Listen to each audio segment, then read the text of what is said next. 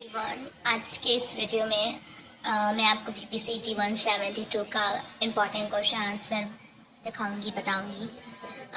जुलाई 2025 के लिए जो भी एग्ज़ाम होने वाली है, आप सभी लोगों को मालूम होगा कि एग्ज़ाम का डेट एक्सटेंड हो गया है, रीशेड्यूल आ चुकी है हम लोग का एग्ज़ाम शीट। तो जो हम लोगों का एग्ज़ाम 3 तारीख से होने वाला था वो अब 13 तारीख से होगा। तो हम लोगों के पास और टाइम मिल चुका है और अच्छे से स्टडी करने का, और जो अभी हम नहीं पढ़े थे उसको अच्छे से कवर करने का। तो चलिए आइए, मैंने भी आज BPCT 172 का क्वेश्चन आंसर लेकर आई हूँ आप सबों के लिए 2025 के लिए। तो आइए देखते हैं वन बाय वन। इस एग्ज़ाम से पहले भी पढ़ के जाइएगा, बहुत ज़रूरी है ताकि आप अच्छे से माइंड में ऑब्जर्व रहे। तो आइए वीडियो शुरू करते हैं। BPCT 172 Question number 1. Explain the concept of equity and equality. Suggest ways of promoting equity and equality. तो ये क्वेश्चन हम लोगों का बहुत ही इंपॉर्टेंट क्वेश्चन है। मैं ये आप लोगों को 2025 का गेस्ट पेपर से इंपॉर्टेंट क्वेश्चन करवा रही हूँ। इसे आप लोग कंपलसरी कर ही जाइएगा, जो सारे क्वेश्चन जो मैं करवा रही हूँ। तो यहाँ पे पूछा हम लोगों का इक्विटी और इक्वालिटी का कंसेप्ट क्या है और इसको हम लोग कैसे प्रमोट कर सकते हैं। ठीक है, इसे आप लोगों को अगर क्वेश्चन आंसर ना याद हो, आंसर इसका ना समझ में है, तो क्वेश्चन को समझकर आप अपने लैंग्वेज में अपने अंडरस्टैंडिंग के हिसाब से आंसर लिख सकते हैं, आपको मार्क्स अच्छा मिलेगा। तो आइए आंसर देखते हैं। Equity and equality. Equity and equality are two important ideas that help build a fair and just society. Though they sound similar, they have different meanings. ठीक है, इक्विटी और इक्वालिटी जो है हमारी सोसाइटी में इंसाफ कायम करता है। बोलने में, साउंड में तो ये दोनों का जो प्रोनाउंसिएशन है सेम है, लेकिन ये दोनों का मीनिंग जो है अलग अलग डिफरेंट है। Equality means treating everyone the same. Equality means होता है सबके साथ सेम ट्रीट करना। It gives everyone the same rights, chance and resources. ये सबको सेम राइट्स देता है, सेम चांस देता है और सेम रिसोर्स देता है।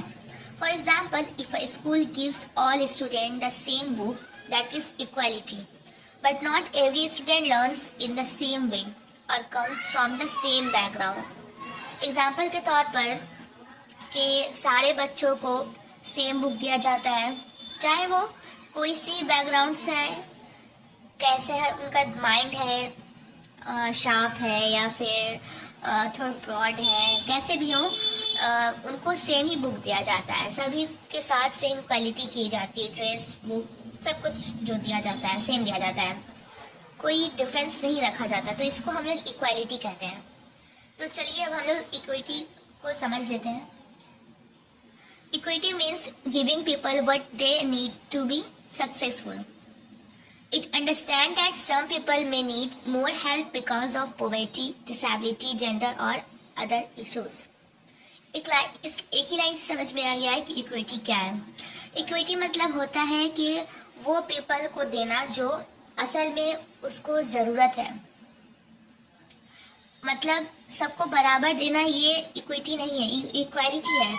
लेकिन किसको क्या ज़रूरत है उस हिसाब से देना, इसको हम लोग इक्विटी कहते हैं। जैसे किसी को सक्सेसफुल होने के लिए क्या ज़रूरत है, अगर कोई गरीब है तो उसके लिए सरकार करती है ना, उसको स्कॉलरशिप देती है कि वो उसको स्कॉलरशिप देकर उसको आगे बढ़ाती है कि वो अपने अपने स्टूडेंट क्या है अपने पढ़ाई स्टडी को आगे तक कर सकें। जो डिसेबिलिटी रहते हैं उनके लिए भी सरकार करती है। जेंडर और अदर इश्यूज को लेकर भी लोग इक्विटी करते हैं, मतलब उनके नीड के हिसाब से उनको सामान दिया जाता है। ऐसा नहीं कि जो बहुत ज़्यादा अमीर है उनको मतलब उनको गवर्नमेंट और स्कॉलरशिप दे रही है, और जो गरीब हैं उनको तो स्कॉलरशिप मिल रहा है, तो जो अमीर है वो और अमीर हो जाएंगे। तो इससे आपके साथ इक्वालिटी नहीं होगी, इक्विटी नहीं है, ये सिर्फ इक्वालिटी हो रही है। तो यहाँ पर इक्विटी कायम करने के लिए आप उन्हीं लोगों को दी जाती है स्कॉलरशिप जो गरीब हैं, जिनको नीड है इस चीज़ की। तो ये डिफरेंस है दोनों में। उम्मीद है आप लोगों को ये बहुत अच्छे से समझ में आया होगा। For example, giving extra support to a student who cannot afford school supplies or who needs special help in learning inequality. समझ आया आप लोगों को? चलिए नेक्स्ट देखते हैं. So while equality is about fairness through sameness, equity is about fairness through support based on needs. जो मैंने समझाया वो इस एक लाइन में है. ये लाइन इंपॉर्टेंट है, इसको लिखिएगा तो अच्छा मार्क्स गेन कर सकते हैं आप लोग. एंड अब हम लोग देखते हैं कि ways to promote equity and equality. कौन से वेज से हम लोग इक्विटी और इक्वालिटी को प्रमोट कर सकते हैं. अगर ये दोनों अच्छे से प्रमोट होता है हमारे सोसाइटी में, तो हमारे सोसाइटी में सब बहुत अच्छे से रहेगी और जस्टिस रहेगा. फर्स्ट नंबर में है education for all. School should give free and quality education. Special help should be given to poor, disabled or backward children. Education for all मतलब इस सारे लोगों को एजुकेशन प्रोवाइड करना. ये किस चीज़ में आ जाता है हम लोगों का? इक्वालिटी में हो जाता है. ये मतलब अगर जब हम लोग सबको एजुकेशन प्रोवाइड करेंगे तो ये इस तरह से हमारा इक्वालिटी क्या होगा? प्रमोट कर रहे हैं हम लोग. जेंडर इक्वालिटी, जेंडर का इक्वालिटी करना, ना ही कि बॉयज़ एंड गर्ल्स में कोई डिस्क्रिमिनेशन करना कि नहीं वो गर्ल्स है तो उसको इस चीज़ में आगे नहीं बढ़ने दिया जाएगा because she is a girl. No, इस तरह से नहीं डिस्क्रिमिनेशन कर सकते हम लोग. ये बॉयज़ एंड गर्ल्स के डिफरेंसेस को हटाने के लिए हमारी सरकार, हमारे कॉन्स्टिट्यूशन ने इक्वालिटी लाया ताकि किसी में भेदभाव ना हो. चाहे वो जेंडर इक्वालिटी हो या फिर चाहे वो गोरे काले की इक्वालिटी हो, चाहे वो जात पात की इक्वालिटी हो, ये सारे चीज़ की डिफरेंसेस को, डिस्क्रिमिनेशन को हटाने के लिए हमारा इक्वालिटी आता है ताकि सब कुछ हट जाए और सारे लोग फेयर और जस्टिस के साथ अपने अपने सोसाइटी में रह सकें और आगे बढ़ सकें. तो ये वेज टू प्रमोट है कि किस तरह से प्रमोट कर सकते हैं. Laws and rights.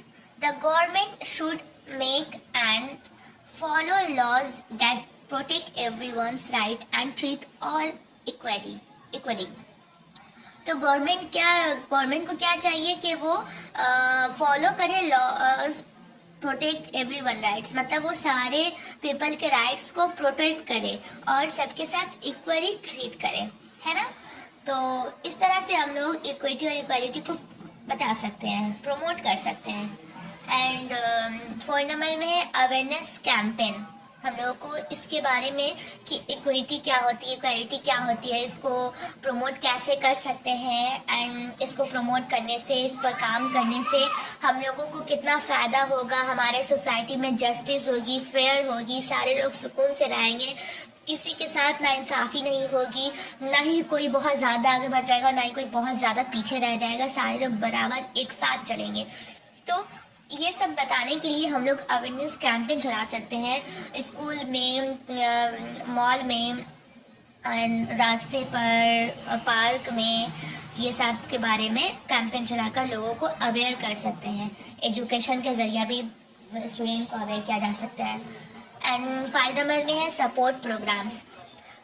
Give financial help, free health care and job training to people who are in need. Support programs मतलब प्रोग्राम्स करवाना जो सच में जिनको फ्री हेल्थ चेकअप देना, जिनको सच में ज़रूरत है, जो लोग नीड है उसके, उनको ट्रेनिंग देना जॉब की. इस तरह से हम लोग इसको प्रमोट कर सकते हैं. In short, equality gives everyone the same tools but equity gives each person the right tools they need. When both equity and equality are promoted, society becomes more fair, peaceful and strong. तो in short में यहाँ पे समझ में आ गया होगा आपको जो मैंने समझाया कि इक्वालिटी सिर्फ सेम टूल्स देती है सबको, लेकिन इक्विटी क्या करता है, लोगों की ज़रूरत के मुताबिक सही टूल्स देता है उन लोगों को जो उनकी नीड होती है. बोथ क्या करते हैं, बोथ को अगर प्रमोट किया जाता है तो सोसाइटी में क्या होता है, फेयर होती है, पीसफुल होती है एंड सोसाइटी हम लोगों का और भी ज़्यादा स्ट्रांग होता है. तो ये मैंने बहुत ही शॉर्ट में मतलब सिर्फ पॉइंट वाइज आंसर, हम आप लोगों को मालूम है कि सिर्फ पॉइंट वाइज क्वेश्चन का आंसर बस जस्ट रिमेम्बर करने के लिए लगाती हूँ। ये आप लोगों को और भी अपने लैंग्वेज में समझकर, जैसे मैंने समझाया, समझकर बढ़ाकर एग्ज़ाम में लिखना है। इतना छोटा छोटा आप लोग नहीं लिखिएगा, जस्ट इसको एग्ज़ाम से पहले रिमेम्बर करने के लिए इस तरह से मैंने पॉइंट पॉइंट से आंसर बनाया है। तो आइए सेकंड क्वेश्चन को देखते हैं। Describe the various models of work life balance. हम लोगों को क्या करना है, वर्क लाइफ बैलेंस का अलग अलग वेरियस मॉडल्स को डिस्क्राइब करना है, ठीक है। फर्स्ट नंबर में है segmented models. Work and personal life are kept separate. What happens at work does not affect your home or personal life. Example, a teacher finishes school work at school and spends personal time at home without thinking about work. तो segmented model मतलब होता है कि work and personal life are kept separated. Work और personal life का जो भी work है वो अलग अलग है। हम लोग जो भी लोग काम ऑफिस में करते हैं वो चाहते हैं कि हम ऑफिस का काम ऑफिस तक ही रखें और जो हमारा पर्सनल लाइफ है उसको घर तक ही रखें। दोनों को मिक्स नहीं करना चाहते, अलग अलग जिंदगी उसकी जीना चाहते हैं। तो इसको हम लोग कहते हैं सेगमेंटेड मॉडल। 2 नंबर में है integrated model. Work and personal life are mixed together. A person handles both work and personal duties at the same time. Example, a person checks office emails while taking care of children at home. Integrated model मतलब है कि दोनों को mix लेके चलना। कोई लोग ऐसे होते हैं जो काम वर्क, जो ऑफिस में वर्क रहता है उसको घर में भी करते हैं कुछ ना कुछ, और मतलब और घर का कुछ काम वगैरह ऑफिस में भी कर लेते हैं। जैसे एग्जांपल के तौर पर अपने बेबी को कुछ मतलब कुछ उसके साथ खेल रहे हैं तो उसी दौरान उसने अपने ऑफिस के काम जो जिम्मेदार है उसको भी चेक कर लिया। तो ये हम लोगों का हो गया इंटीग्रेटेड मॉडल। 3 नंबर में हो गया है spill over model. Feelings and experiences from work spill over into personal life and vice versa. Can be positive or negative. Example, stress at work may cause irritation at home. Negative. और success at work may make you happy at home. Positive. मतलब ये feeling पर depend होता है। मतलब इसकी 2 side हो सकते हैं, पॉजिटिव हो सकती है, नेगेटिव हो सकती है। मतलब वर्क में अगर ऑफिस में है, अगर उस ऑफिस की वजह से आपको कुछ स्ट्रेस हो जाता है, आप टेंशन में रहते हैं, तो उसका जो टेंशन और स्ट्रेस जो होता है उसका गुस्सा आप ज़रूर घर में भी आपका मूड खराब रहता है। तो ये आपका नेगेटिव इम्पैक्ट हो गया। अगर आप ऑफिस में सक्सेस हो गए, काम आपका अच्छा हुआ, आपके बॉस आपसे खुश हो गए, तो आप जब घर आइएगा तो आपका मूड भी बहुत अच्छा और हैप्पी रहेगा, जिससे आप खुश रहेंगे। तो ये आपका पॉजिटिव मूड हो गया, सॉरी, मूड नहीं, सिर्फ पॉजिटिव। तो 4 नंबर में resource based model. We all have limited time, energy and attention. If you use too much energy at work, we have loss for personal life and vice versa. Good balance means we manage our resources wisely. Resource based model मतलब कि हम सब लोगों के पास क्या है, limited time में energy भी, अटेंशन भी। अगर हम लोग बहुत ज़्यादा एनर्जी अपना काम पर ही पूरा निकाल देंगे तो हम लोग अपने पर्सनल लाइफ में एनर्जी नहीं दे पाएंगे उतना। इसलिए सबसे ज़्यादा ज़रूरी है कि हम लोग बैलेंस में लेकर चलें। गुड लाइफ हम जीने के लिए, स्पेंड करने के लिए हम लोगों को रिसोर्स का मैनेज करना बहुत ज़्यादा ज़रूरी है कि हम लोग बहुत ज़्यादा एनर्जी पूरे ऑफिस में ही, काम पे ही ना खर्च कर दें, वहाँ पर कुछ खर्च करें। और कुछ हम लोगों को बहुत ज़रूरी है कि अपने पर्सनल लाइफ में भी खर्च करें, बचा कर रखें उसको और अपने टाइम को। ऐसा नहीं, अगर जो लोग होते हैं जो सारा मतलब बहुत ज़्यादा टाइम सिर्फ वर्क और काम में देते हैं, तो वो ज़्यादा देखिएगा, नोटिस कीजिएगा, बहुत ज़्यादा स्ट्रेस होते हैं, हेडेक होता है उनको। और अगर कोई को देखिए, किसी और को देखेंगे कि वो अपना टाइम वर्क में भी अच्छे से दे रहे हैं और अपने फैमिली को भी अच्छे से दे रहे हैं, तो वो हेडेक से दूर रहते हैं और वो हैप्पी लाइफ स्पेंड करते हैं। तो ये बहुत ज़्यादा ज़रूरी है कि आप अच्छे से टाइम मैनेजमेंट एंड अपने रिसोर्स को मैनेज करें, तो ये बहुत ही गुड बैलेंस लाइफ माना जाता है। 5 नंबर में है work life integration model. Focus is on blending work and life tasks smoothly. No strict separation. Uses flexible work life, remote working or flexible hours. Example, working from home and taking breaks to handle personal chores. Work life integration model मतलब कि आप कुछ मतलब flexible है, आपके बहुत ज़्यादा पर मतलब कुछ काम नहीं है कि एकदम आपको करना ही है, कि वो थोड़ा फ्लेक्सिबल है कि हाँ ठीक है, अगर आपका कुछ पर्सनल लाइफ का कुछ काम है तो आप कर सकते हैं। जैसे अगर कुछ आपका प्रॉब्लम है, आप ऑफिस नहीं जा सकते हैं, तो सर आपको बोल दिए ठीक है तुम वर्क फ्रॉम होम कर सकते हो, तो इसमें ये आ जाता है। 6 नंबर में है job demands resources model. Work life balance depends on job demands like pressure or workload and job resources like support, time off. If demands are too high and resources are low, people feel stressed. If resources are good, people can manage both work and life better. मतलब यहाँ पर बोला जा रहा है कि जैसे आप कहीं ऑफिस में काम कर रहे हैं, तो आपके बॉस ने बहुत ज़्यादा मतलब लोड आप पर दे दिया है, लेकिन आपको जो सैलरी दे रहे हैं वो बहुत ही ज़्यादा कम है, तो आपका दिल भी नहीं लगेगा और लोड की वजह से आप बहुत ज़्यादा स्ट्रेस भी हो जाएंगे, थकान बहुत महसूस होगी, आपका माइंड भी अच्छा नहीं रहेगा, साइकोलॉजिकल भी आप थोड़े इफेक्ट हो सकते हैं। लेकिन जब आपका काम थोड़ा लोड हो लेकिन आपको सैलरी भी ठीक अच्छी खासी मिलती हो, तो आप हैप्पीली दोनों को मैनेज कर सकते हैं अच्छे से, ये आप पर डिपेंड करता है। लेकिन जब सैलरी ठीक हो, जब आपके माइंड को ये मिले कि नहीं मुझे एक तरफ सैलरी भी मिल रही है, तो इससे आप साइकोलॉजी भी बहुत ही अच्छे रहेंगे और आपका माइंड हेल्थ भी इफेक्ट नहीं करेगा, आप दोनों को बहुत ही इजीली मैनेज कर सकते हैं। 7 नंबर में है work life harmony model. Focuses on peaceful coordination between work and life. It's not about equal time, but about feeling satisfied in both areas. Example, a person may work more hours but still feel happy because they spend quality time with family.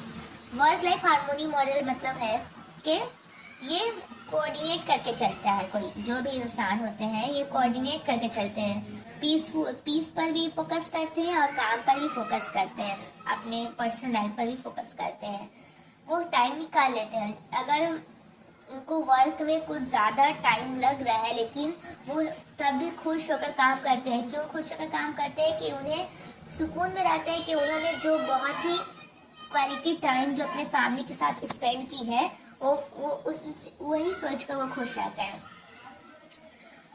Conclusion देख लेते हैं, बहुत ज़्यादा लंबी video बन जाएगी, ज़्यादा समझाने लगेंगे, तो आप लोग इसको जस्ट एक बार रीड कर लीजिएगा और समझ लीजिएगा जो मैंने समझाया है, और भी अच्छे से देख लीजिएगा और एग्ज़ाम में अपने से समझ कर और इसको बढ़ाकर ब्रीफली में लिख लीजिएगा, अच्छा मार्क्स मिलेगा। कंक्लूजन देखते हैं।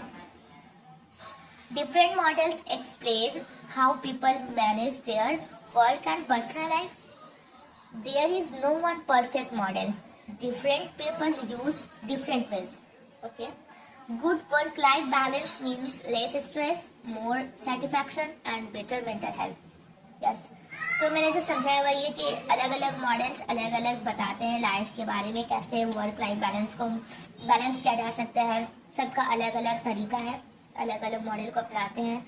सबसे गुड वर्क लाइफ बैलेंस क्या है, मीन्स लेस कम स्ट्रेस लेना, मोर सेटिस्फैक्शन बहुत ज़्यादा सेटिस्फैक्शन रहना एंड बेटर मेंटल हेल्थ रहना। तो उम्मीद है ये वाला क्वेश्चन आपको समझ में आई होगी। आइए नेक्स्ट क्वेश्चन देखते हैं। मैं इसमें ज़्यादा इस वीडियो में क्वेश्चन नहीं कराऊंगी, कुछ भी क्वेश्चन कराऊंगी, और अगर आप लोगों को ये वीडियो अच्छी लगी है तो प्लीज़ शेयर एंड सब्सक्राइब ज़रूर कर दें, लाइक कर दें, कमेंट कर दें, और आपको अगर क्वेश्चन चाहिए पूरी चाहिए और इसका नेक्स्ट पार्ट वीडियो तभी बनाऊंगी जब आप लोग कमेंट कीजिएगा कि हाँ मुझे चाहिए, मुझे बना के क्या फ़ायदा, तो कमेंट ज़रूर कीजिएगा। अगर आप लोगों को चाहिए, कोई 1-2 इंसान भी बोलता है तो मैं ज़रूर बना दूँगी, उनका फ़ायदा हो जाए, मुझे और क्या चाहिए। तो इसका पूरा वीडियो मेरे बहुत लेंदी हो जाएगा, इसलिए दो तीन क्वेश्चन कराऊंगी। और भी इसका क्वेश्चन है इम्पॉर्टेंट गेस्ट पेपर से, तो बोलने पर मैं जरूर कराऊंगी। आइए दूसरा क्वेश्चन देखते हैं, समझाते हैं। इसमें क्या है, consequences of work life balance. तो ये क्वेश्चन में पूछ रहा है कि वर्क लाइफ बैलेंस का क्या नतीजा निकलता है, इसको करने से क्या नतीजा निकलेगा। ठीक है, तो देखते हैं इसको। मैं बार बार बोल रही हूँ, मैं सिर्फ पॉइंट वाइज ही सिर्फ ये पॉइंट मैंने हेडिंग बना लिया है। इसका आंसर आपको समझिए इतना लंबा लिखना है या कम से कम इतना लिखना है। ये सब पॉइंट मैंने सिर्फ बनाया है, इसको पॉइंट से बस आपको रिमेम्बर करने के लिए बनाया कि एक पॉइंट आपको रिमेम्बर रहेगा एग्जाम में, तो आप लोग इस पॉइंट से समझकर आप अच्छे से एक डिस्क्रिप्शन लिख सकते हैं इसका। उम्मीद है समझ में आता होगा आप लोगों को। समझ में आएगा तो प्लीज़ थंब कर दीजिएगा मुझे। नहीं तो मैं नेक्स्ट टाइम से डिस्क्रिप्शन लिखूंगी अगर आप लोग को समझ में ना आए। ये आप ही लोग के लिए कर रही हूँ कि एग्ज़ाम पॉइंट ऑफ व्यू से कि सिर्फ आप लोग के पास टाइम मिला डिस्क्रिप्शन पढ़ने का, जस्ट आप ये पढ़ का आंसर लिख सकते हैं याद रहने के लिए, रिमेम्बर करने के लिए। आइए शुरू करते हैं। Positive consequences of good work life balance. इस पर सबसे पहले मैं पॉजिटिव बताती हूँ गुड वर्क लाइफ बैलेंस का नतीजा क्या, कॉन्सिक्वेंसेस क्या है। तो 1 नंबर में है better mental health. Better mental health मतलब जब आप अच्छे गुड वर्क लाइफ बैलेंस कीजिएगा, आप ऑफिस में काम में भी अच्छे से मतलब कुछ टाइम अच्छे से दीजिएगा और अपने फैमिली के साथ भी अच्छा टाइम गुजारिएगा, स्पेंड कीजिएगा, दोनों को बैलेंस लेकर चलिएगा, ज़्यादा स्ट्रेस नहीं लीजिएगा काम का, कॉन्फिडेंट के साथ काम कीजिएगा। देन आपका मेंटल हेल्थ क्या होगा, बहुत ही ज़्यादा स्ट्रांग रहेगा और गुड रहेगा, आप अच्छे फील कीजिएगा। सेकंड नंबर में है इम्प्रूव्ड फिजिकल हेल्थ। आपका फिजिकल हेल्थ इम्प्रूव होगा इससे। जब आप अच्छा से मतलब सब कुछ कीजिएगा, जब देखिए जब आप ऑफिस में बहुत ही ज़्यादा स्ट्रेस रहेंगे तो आपका क्या होगा, आपका माइंड पर भी इफेक्ट करेगा। जब माइंड पर इफेक्ट करेगा तो आपको हेडेक होगा तो आपका ऑब्वियसली जब माइंड हेडेक होगा तो आपके और भी जितनी भी शरीर में सारे पार्ट्स हैं वो भी इफेक्टेड कुछ ना कुछ होते हैं। वो आप थोड़ा चिड़चिड़ापन हो जाइएगा, ज़्यादा किसी को दिखेगा। वर्क प्रेशर लोड होने से लोग बहुत चिड़चिड़ा हो जाते हैं, एग्रेसिव हो जाते हैं, गुस्से में रहते हैं। तो ये सब क्या, आपका मेंटल हेल्थ भी ख़राब होता है इससे, फिजिकल हेल्थ भी बहुत ख़राब होता है इससे। तो जब आप इसको बैलेंस में करके चलिएगा तो आपका फिजिकल हेल्थ क्या खुद ब खुद आपका इम्प्रूव होगा। जब आप बैलेंस कीजिएगा एक अच्छे से, कम स्ट्रेस लीजिएगा, लेस स्ट्रेस लीजिएगा, मोर सेटिस्फैक्शन रहेगा आपको, तो आपका वर्क लाइफ बैलेंस क्या स्ट्रांग रहेगा। देन आपका फिजिकल हेल्थ भी इम्प्रूव होगा। थर्ड नंबर में है हायर जॉब सेटिस्फैक्शन। ठीक है, जब आप हायर जॉब सेटिस्फैक्शन मतलब जहाँ भी आप काम कीजिएगा, जब वहाँ पर आपका ज़्यादा स्ट्रेस नहीं लेना पड़ता होगा, आपको ज़्यादा लोड नहीं रहेगा, आपका बॉस आप समझेगा वो खुद ही गुड वर्क लाइफ बैलेंस को मैनेज करने वाला होगा, तो बहुत ही ज़्यादा आप सेटिस्फाई रहेंगे उस जॉब से लेकर, वो जॉब को लेकर। मोर प्रोडक्टिविटी होगा। 5 नंबर में स्ट्रॉन्गर फैमिली रिलेशनशिप। जाहिर सी बात है, जब आप वर्क में काम अच्छे से कीजिएगा और आप साथ ही साथ लाइफ फैमिली को भी लेकर चलिएगा, फैमिली के साथ भी अच्छा वक्त गुजारिएगा, टाइम स्पेंड कीजिएगा, तो इससे क्या होगा, आपका फैमिली के साथ रिलेशनशिप स्ट्रांग होगा। जब जो लोग सिर्फ काम ही काम दिन भर करते हैं, फैमिली के साथ ज़्यादा वक्त निकालते ही नहीं, तो उनका रिलेशनशिप ज़्यादा स्ट्रांग नहीं रहता है। इसलिए ज़्यादा स्पेंड करने से तो किसी के साथ रिलेशनशिप स्ट्रांग होता है। जब बात कीजिएगा, उसके साथ वक्त गुजारेगा, तभी तो रिलेशनशिप स्ट्रांग होगा। तो फैमिली के साथ लाइफ स्पेंड करना, टाइम स्पेंड करना इज़ मोस्ट इम्पॉर्टेंट पार्ट। तो आपको वर्क के साथ फैमिली के साथ टाइम स्पेंड करना इज मोस्ट इम्पॉर्टेंट पार्ट। इससे ही आपका फैमिली रिलेशनशिप स्ट्रांग होगा। 6 नंबर में पर्सनल ग्रोथ एंड हॉबीज़। जब सारा मिला जुला कर एक ही चीज़ है, जब आप वर्क अच्छे से कीजिएगा तो आपके पास टाइम रहेगा, सुबह सुबह उठकर आप मतलब एक्सरसाइज वगैरह कीजिएगा। आपका हॉबीज़ में ये आएगा। जब देखिए, जब जिसके पास बहुत वर्कलोड होता है वो सुबह सुबह उठ कर ही लैपटॉप लेके बैठ जाता है। जब आपके पास लेस स्ट्रेस होगा तो क्या आपके पास अपना हॉबीज़, आपके अंदर अच्छी हॉबीज़ डेवलप होगी। सुबह सुबह उठकर आप एक्सरसाइज कीजिएगा, वॉकिंग कीजिएगा, तो आपका पर्सनल ग्रोथ भी बढ़ेगा। समझ रहे हैं? 7 नंबर में हायर एम्प्लॉय रिटेंशन। जहाँ पर भी काम, जो भी ऑफिस में वर्क लाइफ बैलेंस का अच्छे से ध्यान रखा जाता है तो वहाँ पर एम्प्लॉय भी ज़्यादा आते हैं, उनका रिटेंशन भी बढ़ता है। पॉजिटिव वर्क कल्चर, ऐसे पॉजिटिव कल्चर में भी पॉजिटिव वर्क होता है। बेटर डिसीजन मेकिंग, जिसके मतलब जिस लेस स्ट्रेस वाले लोग जो होते हैं, जो टेंशन फ्री होते हैं, वो अच्छा डिसीजन भी ले पाते हैं, अच्छा डिसीजन लेते हैं, बेटर डिसीजन माना जाता है उनका। इन्हांस क्रिएटिविटी एंड इनोवेशन, और जो फ्री एकदम रिलैक्स माइंड रहेंगे, ज़्यादा लोड नहीं रहेगा, प्रेशर नहीं रहेगा, फैमिली के साथ भी टाइम स्पेंड करेंगे, ऑफिस में का भी सारा काम अच्छे से हो जाएगा, तो वो जो क्रिएटिविटी करते हैं या फिर जो भी उनको क्रिएटिविटी करनी रहती है उसमें बहुत ही ज़्यादा अच्छे से दिमाग चलता है क्रिएटिविटी करने में। जैसे पोस्टर डिज़ाइन कुछ भी हो गया तो उसमें थोड़ा शांत दिमाग चाहिए होता है क्रिएटिविटी करने के लिए। तो ये था हम लोगों का positive consequences of good work life balance का। एंड देन हम लोग अब नेगेटिव देख लेते हैं। मुझे लगता है वीडियो लंबी हो जाएगी, फिर भी मैं इस वीडियो में और 3 क्वेश्चन या 2 क्वेश्चन करा दूंगी। अभी और भी क्वेश्चन है लेकिन इस वीडियो में नहीं कराऊंगी, और सिर्फ इसमें 2 ही क्वेश्चन और कराऊंगी। Negative consequence of poor work life balance. 1 number में हाई स्ट्रेस एंड एंजाइटी। जो मैंने बताया नेगेटिव रहेगा, मतलब लोड ज़्यादा रहेगा तो क्या होगा, हाई स्ट्रेस होगा, एंजाइटी होगा। 2 नंबर पुअर फिजिकल हेल्थ हो जाएगा, सब उसका उल्टा। उम्मीद है ये समझाने की ज़रूरत नहीं, आप लोगों को बहुत अच्छे से समझ में आता होगा। 3 नंबर में relationship problems, job dissatisfaction, burnout में क्या होगा, complete tiredness from overwork, feeling empty और होपलेस, में नीड लॉन्ग ब्रेक्स और इवन लीव जॉब्स। हाँ, मतलब बहुत ज़्यादा स्ट्रेस होगा तो क्या होगा, वो ब्रेक मांगेगा, मतलब अब बहुत लॉन्ग ब्रेक चाहिए उसको, मतलब खुद को सुधार करने के लिए। फिजिकल हेल्थ भी उसका बर्बाद हो गया, एंजाइटी में है, डिप्रेशन में है, वो चाहेगा कि मैं जॉब को ही छोड़ दूँ, है ना। तो ये बहुत ज़्यादा ज़रूरी है गुड वर्क लाइफ बैलेंस करके चलना। 6 नंबर में decrease productivity, poor work reputation, absenteeism, low moral and motivations, impact on children and family. समझ में आता होगा, उम्मीद है मैं समझा नहीं रही हूँ इसको, सिर्फ जो ऊपर में समझा इसका उल्टा समझ सकते हैं आप लोग अच्छे से। अगर आप लोगों को नहीं समझ में तो कमेंट कर दीजिएगा, मैं इसका फिर से वीडियो बना दूंगी पक्का, लेकिन कमेंट कीजिएगा तभी, कम से कम 10 कमेंट होना चाहिए। सी नंबर में consequences for employers and companies. Low employee engagement, high staff turnover, bad company image, reduced profits. How to maintain good work-life balance? कैसे हम लोग good work-life balance को maintain कर सकते हैं? Set clear boundaries, time management, learn to say no, use holidays and breaks. समझ में?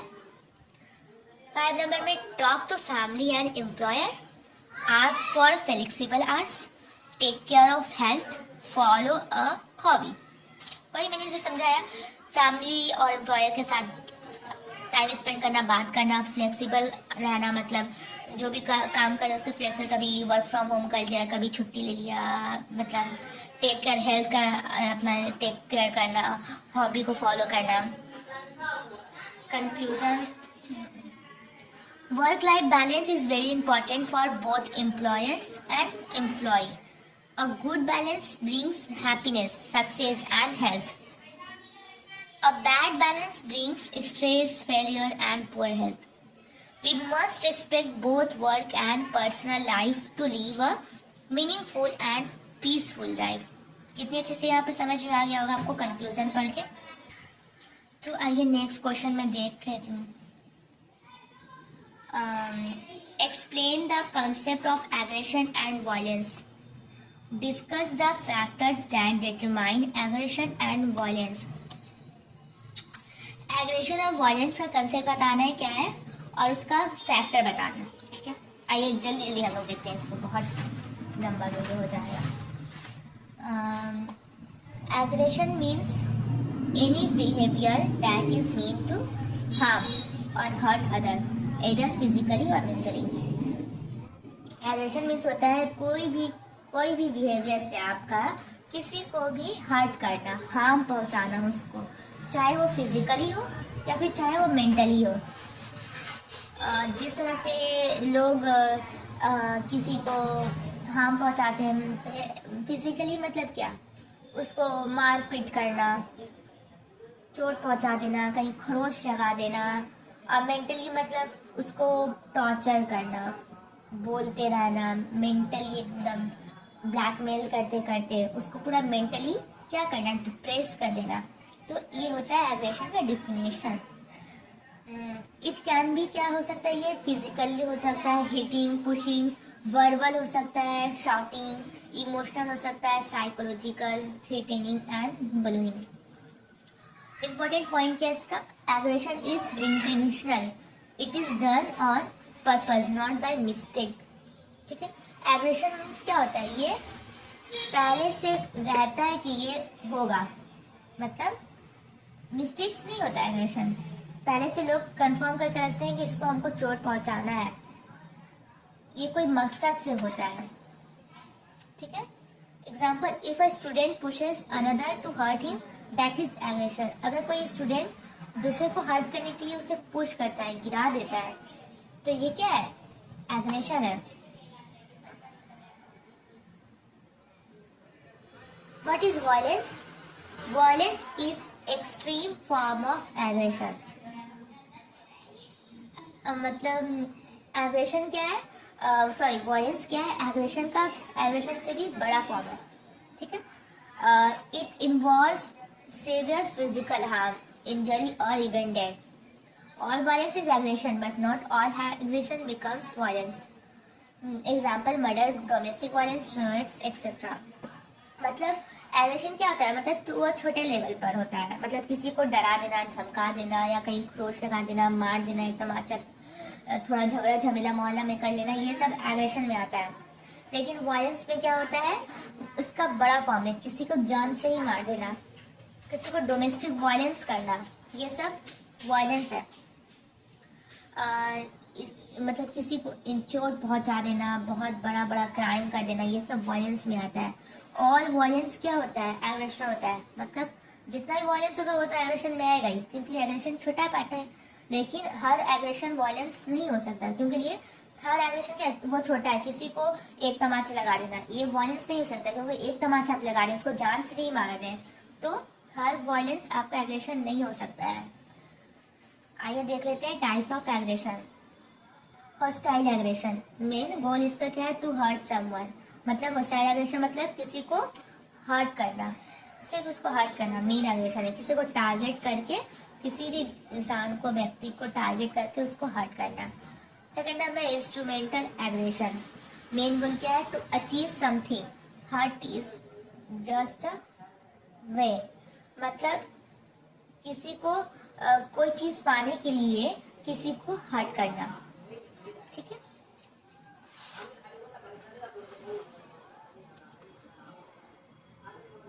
Direct aggression, face to face aggression, मतलब किसी के सामने से सामने उसको एग्रेट करना, नुकसान पहुंचाना। इनडायरेक्ट एग्रेशन, हिडन और बिहाइंड समवन बैक्स। इनडायरेक्ट मतलब किसी के पीछे मतलब उसके पीठ पीछे नुकसान पहुंचाना। Passive aggression, showing anger without open aggression, showing anger without open aggression, ठीक है। मतलब ओपन खुलकर उसके सामने एग्रेशन करना, दिखा के कि मैं गुस्सा हूँ, मैं तुम्हें मतलब ये हूँ। डी नंबर में है काउज ऑफ एग्रेशन। एग्रेशन का क्या वजह हो सकती है, बायोलॉजिकल फैक्टर हो सकता है, लोग बायोलॉजिकल से भी, मतलब इंसान का जो टेस्टोस्टेरोन हार्मोन होता है उसके वजह से दिमाग में ये सब इफेक्ट करता है, जिससे बायोलॉजिकल लोग गर्म हो जाते हैं, गर्म होकर रिएक्ट करने लगते हैं। तो ये हमारा बायोलॉजिकल फैक्टर है। साइकोलॉजिकल फैक्टर क्या है कि कोई इमोशन होते होते कि कोई उसको हर्ट पहुंचा रहा है, होते होते वो एकदम अब गुस्सा में हो गया, साइकोलॉजिकल उसको हर्ट किया गया तो वो गुस्सा होकर वो अब एग्रेशन करना चाहता है, ठीक है ना। सोशल लर्निंग भी हो सकता है, मतलब किसी को कुछ सिखाने के लिए लोग कुछ मतलब दिखाते हैं, एग्रेशन करना दिखाते हैं कि अगर तुम ये काम नहीं सीखे तो ऐसा होगा, ऐसा हो करेंगे, वैसा करेंगे, जस्ट सिखाने के लिए, सोशल लर्निंग के लिए। कहीं कहीं एग्रेशन ज़रूरी भी होता है और कहीं कहीं एग्रेशन बस कहीं कहीं ज़रूरी होता है, लेकिन लोग हर जगह करना चाहते हैं। इन्वायरमेंटल फैक्टर्स मतलब माहौल कैसा है, मतलब कहीं हर जगह लोग बहुत ज़्यादा दमदार हैं, बहुत ज़्यादा गुस्से वाले हैं, हर बात में बड़ापन दिखाते हैं, और वहीं पर एक व्यक्ति ऐसा है जो बहुत सीधा साधा भोला भाला है, तो यहाँ पर उसका भोला भाला काम नहीं करेगा, उसको वहाँ पर रिएक्ट करना पड़ेगा, उसको वहाँ पर स्टेप लेना पड़ेगा, उसको अपने माहौल को बचाने के लिए, मतलब खुद को प्रोटेक्ट करने के लिए, या फिर एनवायरमेंटल के हिसाब से उसको भी अपने अंदर क्या करना होगा, चेंजेस लाना पड़ेगा। तो ये हुआ उसको एग्रेशन, उसको भी क्या थोड़ा सा करना पड़ेगा। फ्रस्ट्रेशन की वजह से भी एग्रेशन होता है, मतलब सॉरी मैंने गलत बता दिया, इन्वायरमेंटल मतलब करना पड़ेगा नहीं, उसकी वजह से भी वो क्या होता है, लोग उस पर कर रहे हैं, उसको मतलब उसके ऊपर टॉर्चर करे जा रहे हैं, तो एकदम गुस्सा होकर वो भी एग्रेशन करने लगता है। फ्रस्ट्रेशन की वजह से भी लोग एग्रेशन करते हैं। Evolution and aggression, why did aggression develop in humans? Survival of fittest, protection of family and tribe, reproductive advantage, defence mechanism. मैं जैसे ट्रीट करूंगी, टाइम नहीं है। F नंबर में factors that influenced aggression today. आज के टाइम में क्या फैक्टर बनता है एग्रेशन का, क्या असर पड़ता है? एक नंबर है फैमिली इन्वायरमेंट के हिसाब से, मतलब आज के टाइम में जो बच्चे टीवी देखते हैं उसमें हर तरह का सीन दिखाया जाता है कि कोई बड़े आदमी पर चिल्ला रहा है, मार रहा है, अपने फादर पे हाथ उठा रहा है, तो ये जो छोटे बच्चे होते हैं वो देखते हैं और उसको कॉपी करने की कोशिश करेंगे, जिसकी वजह से एग्रेशन हो सकती है। पीर प्रेशर, अपने हम में बच्चे को देखकर बच्चे सीखते हैं, अगर वो कुछ गलत कर रहे हैं, माहौल अगर गलत जगह है तो उससे भी देखकर बच्चे सीखेंगे और एग्रेशन होगा, असर पड़ेगा। मीडिया है, इंटरनेट के थ्रू फिल्म से, गेम से लोग अलग अलग चीज़ सीख रहे हैं, बच्चे सीख रहे हैं, जिस पर बहुत ही बुरा असर भी पड़ रहा है एग्रेशन का। कल्चर बिलीव्स, कल्चर कैसा है उसके ऊपर भी असर पड़ता है। Alcohol and drugs, lack of education, और जो जिनके पास एजुकेशन की कमी है, जो एग्रेशन होते हैं, वो नहीं जानते हैं अपने इमोशन को कैसे कंट्रोल कर सकते हैं हम लोग, तो इसकी वजह से लोग गलत स्टेप उठा लेते हैं अपनी ज़िंदगी में और एग्रेशन हो जाते हैं। उनको नहीं मालूम होता कि कैसे अपने इमोशन पर, अपने गुस्से पर कंट्रोल किया जा सकता है, उसके लिए उनको एजुकेशन करना बहुत ज़रूरी है। People who don't learn how to control emotion में बिकम एग्रेसिव मोर इजीली, है ना। जी नंबर में कंट्रोलिंग एग्रेशन, कैसे कंट्रोल किया जा सकता है? Anger management, teaching people who how to stay calm and handle stress, मतलब बच्चे को मतलब लोगों को टीच करना कि किस तरह से सुकून से रहा जाए और किस तरह से स्ट्रेस को हैंडल किया जा सकता है। कम्युनिकेशन स्किल, लोगों को सिखाया जाए, helping people express feeling without fighting, मतलब बगैर लड़े, बगैर झगड़े लोगों को अपना फीलिंग बताना, एक्सप्रेस करना कि ऐसा बात है, वैसा बात है, इस तरह से भी एग्रेशन को कंट्रोल किया जा सकता है। पनिशमेंट एंड लॉ, अगर कोई एग्रेशन करता है तो उसको पनिश करना ताकि कोई दोबारा करने की कोशिश ना करे। पॉजिटिव रोल मॉडल करना, काउंसलिंग एंड थेरापी करना, काउंसलिंग करना कि एग्रेशन नहीं किया जाए, इससे ये नुकसान हो रहा है, फला और भी सब बहुत कुछ है। एग्रेशन इन मॉडर्न सोसाइटी में एग्रेशन को किस तरह से हम लोग रोक सकते हैं? एकदम जैसे कैसे ऐसे रोक सकते हैं? Domestic violence, school bullying, aggressive student harm weak one's physical or emotions. मतलब मॉडर्न सोसाइटी में क्या एग्रेशन हो रहा है, डोमेस्टिक वायलेंस हो रहा है, स्कूल में हो रहा है, घर में हो रहा है, बच्चे स्टूडेंट क्या है जो अपने से कमतर है उन पर ज़्यादा गुस्सा हो जाते हैं और उनको हार्म पहुंचाने की कोशिश करते हैं व्हीकल पर, रोड रेज में aggressive behaviours by drivers on the road, मतलब रोड पर ड्राइवर्स के जरिए एग्रेसिव होता है, मतलब उसका गाड़ी उसमें लड़ गया, कार से कार टक्कर हो गया, तो जो थोड़ा कमज़ोर होते हैं, रिक्शा वाले होते हैं, तो जो कार वाले होते हैं, कार वाले रिक्शा पर खूब चिल्ला देते हैं, एग्रेसिव हो जाते हैं कि तुमने मेरे कार को कैसे ठोक दिया। तो ये सब है आज के मॉडर्न टाइम में। ऑनलाइन एग्रेशन किया जा रहा है साइबर बलिंग के जरिए, terrorism and rewards, aggression in children and youth में क्या एग्रेशन है, learn behaviour, school environment, lack of emotional support, मतलब ये सब के लैक ऑफ स्कूल इन्वायरमेंट अच्छा नहीं रहेगा तो फिर बच्चे और यूथ में एग्रेशन होता है, बिहेवियर की कमी होती है, अच्छे से उनको बिहेवियर नहीं सिखाया जाता है। और सबसे इमोशनल सपोर्ट, मतलब जब बच्चों को सपोर्ट होती है कि जब बच्चे बहुत चिड़चिड़े हो जाते हैं या फिर वो अकेले होते हैं, खुद को अच्छा फील नहीं करते हैं, लोनली फील करते हैं, तो उस वक्त पेरेंट्स को चाहिए या फिर उनको बड़ों को चाहिए कि उनके साथ रहे, उनको समझाए। उस वक्त बहुत ज़्यादा ज़रूरी होती है बच्चों को साथ रहना, समझाना, इससे उनका इमोशनल सपोर्ट मिलता है तो वो एग्रेसिव नहीं होते हैं। आजकल के मतलब ये सबको एजुकेशन लेना चाहिए ताकि हम लोगों को एग्रेशन से बचाया जा सके। 5 में कंक्लूजन देखेंगे। Aggression and violence are serious problem in society. They can be caused by biology, emotion, society and environment. Some aggression way was useful in evolution for protection and survival. But today we must control aggression to live in peace. Education, self-control, love and support can reduce aggression. अच्छे से समझ में आएगा आप लोगों को aggression के बारे में। सिर्फ मैं और एक क्वेश्चन बहुत ही फास्ट कराऊंगी और नेक्स्ट वीडियो में और मैं वीडियो क्वेश्चन अपलोड कर दूंगी, लेकिन आप लोग बोलेंगे तब। इस वीडियो की लास्ट क्वेश्चन है, discuss the influence of globalization on youth identity. Youth identity पर ग्लोबलाइजेशन का क्या असर है, ठीक है। तो व्हाट इज ग्लोबलाइजेशन, ये इंपॉर्टेंट क्वेश्चन है, इसको अच्छे से कीजिएगा। Globalization means the world is becoming more connected. Globalization मतलब क्या होता है कि वर्ल्ड के सारे लोग क्या करते हैं, बहुत ज़्यादा कनेक्ट सा होते हैं, खुद में फील करते हैं बहुत ज़्यादा कनेक्टेड। कहीं से भी लोग अदर कंट्री से भी आज के टाइम में क्या है, मोबाइल के जरिए मोबाइल क्या पूरा ग्लोबलाइजेशन कर दिया, पूरे हर एक कंट्री से दूसरे कंट्री में इजीली बातचीत और उनसे हम कनेक्ट हो पाते हैं, है ना।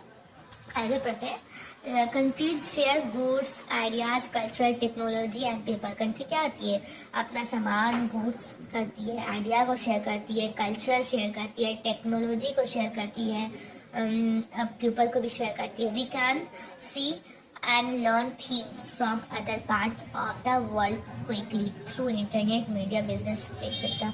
हम लोग आसानी से दूसरी कंट्री के कोई भी चीज़ को, कल्चर को, टेक्नोलॉजी को, आइडिया को सीख सकते हैं इंटरनेट के जरिए, मीडिया के जरिए, बिजनेस के जरिए। मेरा मतलब what is youth identity. Youth identity means how young people see themselves. Youth identity मतलब किस तरह से वो लोग खुद को देखते हैं। It includes beliefs and values.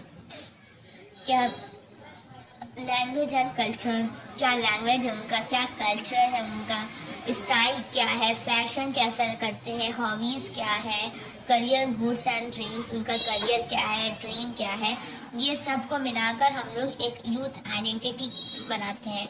It is about who am I, कौन मैं हूँ, और वेयर डू आई बिलोंग, और मैं कहाँ से बिलोंग करता हूँ। It is called youth identity. How globalization affects youth identity positive impacts. कैसे ग्लोबलाइजेशन मतलब इफेक्ट करता है आइडेंटिटी पर, आइए इसको पॉजिटिव पहले देखते हैं। Exposure to new cultures.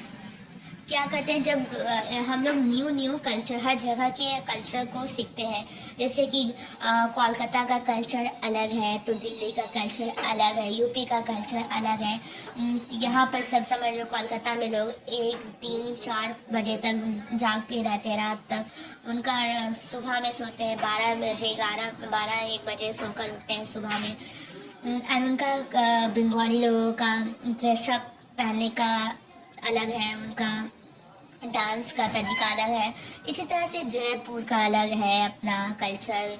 तो कोलकाता में खाने का, हलवा पूड़ी खाने का सिस्टम है, पानी भरने का सिस्टम है। तो अलग अलग हर जगह कल्चर है। तो लोग क्या करते हैं, आज ग्लोबलाइजेशन को देखते हुए सारे आजकल के लोग हर एक दूसरे के कल्चर को देखकर जो उनको जो पसंद आता है उसको अडॉप्ट कर लेते हैं, है ना। हर जगह का अलग अलग कल्चर। जैसे कि हम लोग ने बहुत कुछ वेस्टर्न से भी कल्चर को अडॉप्ट कर लिया है। वहाँ का कल्चर क्या, हम लोगों ने इंग्लिश लैंग्वेज को अडॉप्ट कर लिया है ना, और वहाँ के बहुत सारे चीज़ को हम लोगों ने वेस्टर्न के कल्चर को अडॉप्ट किया है। लर्निंग न्यू लैंग्वेज, जिस तरह से मैंने बताया कि अलग अलग ग्लोबलाइजेशन जब से हुए हैं तो लोग अलग अलग बहुत सारी लैंग्वेज के बारे में जानना शुरू करती है। तो एक इंसान बहुत सारी लैंग्वेज को जानने की कोशिश करता है। वो सिर्फ हिंदी ही नहीं सीखता, वो वेस्टर्न से इंग्लिश सीखने की कोशिश करता है, नेपाली सीखने की कोशिश करता है, बंगाली सीखने की कोशिश करता है, और भी बहुत सारी ऐसी लैंग्वेज है जो वो सीखने की कोशिश करता है। न्यू करियर अपॉर्चुनिटीज़, है ना, न्यू करियर अपॉर्चुनिटीज़ भी मिलती है उन्हें। ग्लोबलाइजेशन बढ़ता है वैसे ही अलग हर जगह से लोगों को इंफॉर्मेशन मिलती है कि यहाँ पर वर्क है, जॉब है, तुम कर सकते हो। अगर इंडिया में उनको उसको जॉब नहीं मिल रही है तो क्या है, वो कहीं दूसरे जगह पर जाकर काम कर सकते हैं। जैसे आज के टाइम में बहुत सारे ऐसे लोग हैं जो सऊदी अरब जाकर क्या है काम करते हैं, और बेंगलोर जाके काम करेंगे, और भी दूसरी जगह दिल्ली जाकर काम करेंगे। अलग अलग स्टेट, अलग अलग कंट्री में जाकर लोग काम कर रहे हैं। ये सब किसकी वजह से मुमकिन हो पा रहा है, सिर्फ ग्लोबलाइजेशन की वजह से। एक्सेस टू टेक्नोलॉजी, बहुत सारे अलग अलग टेक्नोलॉजी के बारे में लोग सीख रहे हैं। Online education and global learning, और ग्लोबलाइजेशन की वजह से ही हम लोग ऑनलाइन एजुकेशन कर पा रहे हैं। जिस तरह से मैं आपको इसमें समझाने की कोशिश कर रही हूँ, ये भी क्या है, ग्लोबलाइजेशन की वजह से ही है। तो ये जो मैं वीडियो बना रही हूँ तो ये हर जगह से, मैं कोलकाता से बना रही हूँ वीडियो, तो ज़रूरी नहीं सिर्फ कोलकाता के लोग ही इसे देखें, कहीं के भी लोग देख सकते हैं इसे, है ना। आप दिल्ली से देखते होंगे, जयपुर से देखते होंगे, आगरा से देखते होंगे, कहीं से भी देख सकते हैं इस वीडियो को। तो ये किसकी वजह से मुमकिन हो पा रहा है, सिर्फ ग्लोबलाइजेशन की वजह से हो पा रहा है। ग्लोबल फैशन एंड ट्रेंड्स, तो लोग अलग अलग जगह के फैशन को देखकर उसको अडॉप्ट करने की कोशिश करते हैं। जैसे वेस्टर्न कल्चर को देखकर हम लोगों ने जींस टॉप को अडॉप्ट कर लिया है, वहाँ के ट्रेंड्स को अडॉप्ट कर लिया है। जैसे कि चाइनीज़ को देखकर चाइनीज़ खाना अडॉप्ट कर लिया है, पिज़्ज़ा, मैगी, बर्गर, पास्ता, ये सब चीज़ देखकर अडॉप्ट कर लिया है ना हम लोग। ग्लोबल फ्रेंडशिप, ग्लोबल की वजह से जैसे हर फेसबुक, इंस्टाग्राम, ट्विटर, ये सब में हम लोग ग्लोबल फ्रेंडशिप भी करते हैं, है ना। अलग अलग कंट्री से, यूएसए से हो गया, कनाडा से हो गया, तो अलग अलग कंट्री से हम लोग क्या है, ग्लोबल फ्रेंडशिप करते हैं। जैसे हम लोग कोलकाता में हैं तो भी दिल्ली से फ्रेंडशिप कर रहे हैं, जयपुर से फ्रेंडशिप कर रहे हैं, ना। ये सब किसकी वजह से मुमकिन है, जिसको जानते नहीं है उससे भी फ्रेंडशिप करें। इससे क्या होता है, ब्रॉड माइंड होता है, लोग ओपन माइंडेड होते हैं, एक दूसरे को समझते हैं, समझने की सलाहियत बढ़ती है। तो ये सब किसकी वजह से मुमकिन हो पा रहा है, ग्लोबलाइजेशन की वजह से हो पा रहा है। Awareness of rights and equality, और इसके जरिए हम लोग राइट्स और इक्वालिटी को अवेयर करते हैं। बहुत इजी हो जाता है हम लोगों को अवेयर करना थ्रू इंटरनेट से। ग्लोबलाइजेशन एक बार में बहुत सारे पूरे ग्लोबल में फैल जाता है, सब समझ जाते हैं। डी नंबर देख लेते हैं, negative impact of globalization on humanity. Negative क्या असर होता है ये देखते हैं। लॉस ऑफ लोकल कल्चर, तो बहुत सारे लोग हैं ना कि अपने कल्चर को भूलकर वेस्टर्न कल्चर को ही अपना लिए हैं, जींस टॉप ये और फूड वगैरह। तो आपको अपने कल्चर को नहीं भूलना है, आपको अपने कल्चर पर भी क्या करना है, फख्र महसूस करना है। तो जैसे बंगाली की जो बंगाली ड्रेसअप होती है उस पर फख्र महसूस करना है हम लोगों को कि ये हमारा कल्चर है, मैं इसको नहीं छोड़ सकती हूँ। जो अपना कल्चर होता है, जैसे भोजपुरी लोग होते हैं अपने भोजपुरी लैंग्वेज को नहीं छोड़ते हैं, तो इस तरह से अपने अपने कल्चर पर, अपने चीज़ पर फख्र महसूस करनी चाहिए। वहाँ की चीज़ों को सीखना चाहिए जस्ट नॉलेज के लिए कि कहीं ज़रूरत पड़े, लेकिन अपने कल्चर को नहीं छोड़ना चाहिए। इससे हम लोगों का ये इम्पैक्ट हो रहा है, negative impact. Confusion in identity, peer pressure and materialism, mental health issue, breaking of family bonds, western influence और lifestyle, job pressure। ये बहुत ही अच्छे से मैं समझाती, लेकिन बहुत ज़्यादा लंबी वीडियो बन जाए इसलिए मैं इसको नहीं समझा रही हूँ। आप लोग समझ जाइएगा, मुझे उम्मीद है। अगर आप बोलेंगे तो मैं समझा दूँगी, लेकिन मुझे नहीं लगता है इसमें समझाने की ज़रूरत है। लेकिन अगर बोलते हैं तो मैं इसे समझा दूँगी, इसमें अलग से वीडियो बनाऊंगा। Examples of globalization in daily youth life. Daily youth life में क्या एग्जाम्पल्स हैं? जैसे म्यूज़िक हम लोगों ने दूसरी जगह का अडॉप्ट कर लिया है। फूड भी हम लोगों ने जैसे pizza, burger, pasta, chowmein, apps भी जैसे इंस्टाग्राम, फेसबुक, गूगल, ये सब दूसरी जगह का। एजुकेशन भी हम लोगों ने दूसरी जगह से, जैसे इंग्लिश लैंग्वेज, फैशन ट्रेंड्स भी हम लोगों ने दूसरी जगह का अडॉप्ट कर लिया, जैसे वेस्टर्न सिल्क स्टॉक्स, ये सब। If how youth can balance identity in global world। Global world में किस तरह से आइडेंटिटी को बैलेंस कर सकते हैं। रिस्पेक्ट योर रूट्स, आप अपने be proud of your language, culture and family traditions. आप अपने ये सब चीज़ पर क्या प्राउड फील करें, आप अपने रूट को एकदम रेस्पेक्ट दें, आप नहीं छोड़ें। इस तरह से आप बैलेंस करके चल सकते हैं। Learn from the world, the global knowledge to improve your life, not to forget who you are। है ना, आपको ग्लोबल नॉलेज जो आप जानकारी हासिल कीजिएगा उससे आपका लाइफ इम्प्रूव होगा, लेकिन आपको बिल्कुल ये भूलना नहीं है कि आप कौन है। आपको अपने रूट्स पर, लैंग्वेज पर, कल्चर पर प्राउड फील करना है। Think before you follow trends.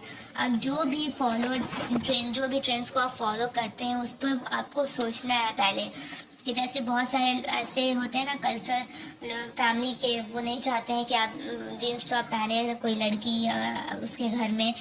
तो आपको पहले सोचना है कि इससे फैमिली में भी डिस्प्यूट होती है, लोग झगड़े होते हैं, फिर नाराज़ होती है, बॉन्डिंग अच्छा नहीं होता, टूट जाता है।